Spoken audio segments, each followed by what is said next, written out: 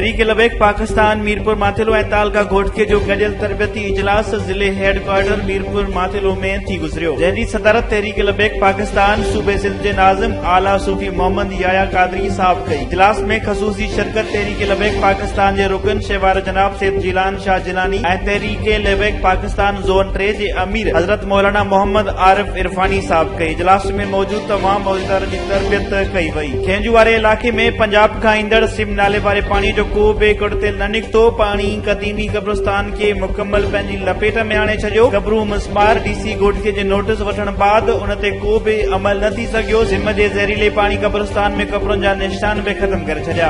ऐं खानपुर मार लग चोरनि पारां घर में घिरी छुपायो माल करण जी कोशिश, घर भाती सुजाग थी पिया। मज़म्मत ते चोर घरधणी ऐं संदसि घरवारी खे ज़ख्मी करे फरार थी विया। इतला बावजूद पुलिस न पहुती। मुतासिरनि खानपुर मार थाने ते पहुची एनसी रिपोर्ट दाख़िल कराए छॾी। वाक़े तोड़े जवाबदारनि जी गिरफ़्तारी लाइ ज़ख्मियुनि ऐं संदसि वारसनि जो एहतजाज। वधीक ख़बरुनि ऐं न्यूज़ अपडेट्स लाइ ॾिसंदा रहो फास्ट न्यूज़।